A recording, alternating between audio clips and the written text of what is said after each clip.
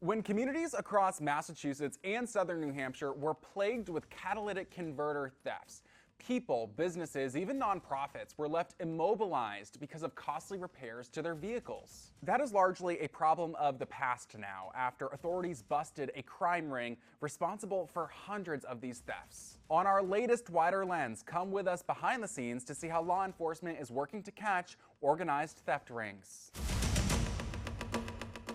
We date check everything, check for damage to the can, sort it by category, goes on this wall, and we prepare it for distribution. At the Weymouth Food Pantry warehouse in Rockland, food for neighbors in need is sorted by volunteers before being loaded onto this truck for pop-up events around the community. But on one morning in September of 2022, Executive Director Pamela Denholm said this truck made a terrible noise when it started up. You can hear right away that there's something wrong. There was something wrong. The truck's two catalytic converters had been stolen, leaving the Weymouth Food Pantry scrambling to get food out to its community. And so we were immobilized. And it was difficult because at fall, when we go into the fall, with back to school and heating bills start coming in, that's when neighbors really do start to struggle. They were able to use smaller trucks to continue their food distribution, but the 2 months waiting for a repair meant a lot of extra work for these volunteers. In just a couple of weeks after getting their truck back,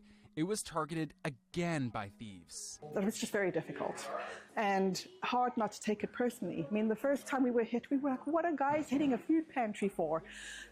For goodness sake.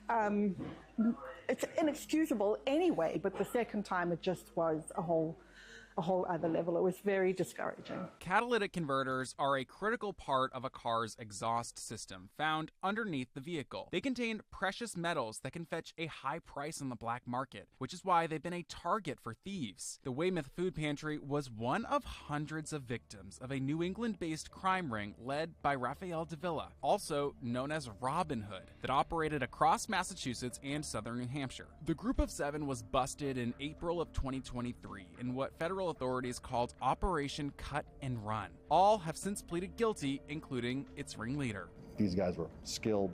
They knew exactly what they were doing. They could be in and out of those vehicles within a minute. He would buy new blades for every night. He'd buy fresh batteries frequently. They were charged up and ready to go. And they weren't going to be making mistakes. And really, they weren't going to stop. Phil Mallard prosecuted the case. He says that since the arrest, there's only been a handful of catalytic converters stolen in Massachusetts, a testament to the impact these prosecutors say these thieves were having. This has a real consequence to people. This is people trying to get their kids to school or care for their parents or run a small business. Run a food pantry. Investigators spotted this red Acura time and time again at the scene of the thefts, and agencies were able to share information that linked the string of thefts to one group. We got an inside look at the Massachusetts State Police Fusion Center at headquarters in Framingham. We have strategic analysts who focus on threat reporting, special event support. They're working on investigative analysis for supporting cases. This is the Watch Center, a 24/7 operation lined with traffic cameras, news alerts, even feeds from helicopters. Gives us real-time information from what's going on out in the field. It's just one component of the Fusion Center, actually, which also has the Mass Crime Net, an information sharing system between agencies. It originally goes back to 2007, pioneered by State Police Intelligence Analyst Chris Neville. We're up to close to 5,000 individual police officers that are getting a large or wide range of the information that we put out on a daily basis.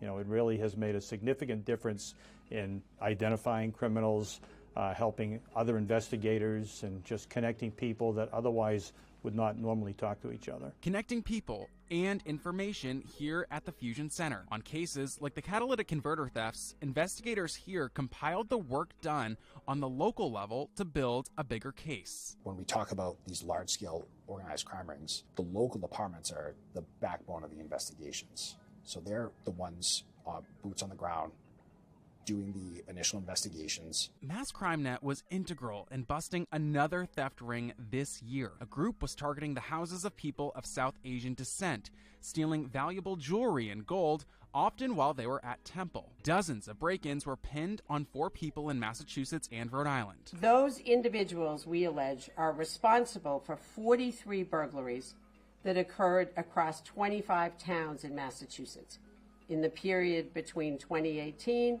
in 2024. Organized retail theft and its impact on the U.S. economy has been a persistent theme in headlines over recent years, although loss figures have been heavily scrutinized and in some cases dialed back. But here in Massachusetts, prosecutors are sure of the scope of Robin Hood's organization and the impact it had on people, businesses, and nonprofits like the Weymouth Food Pantry. I am thankful that they pleaded guilty.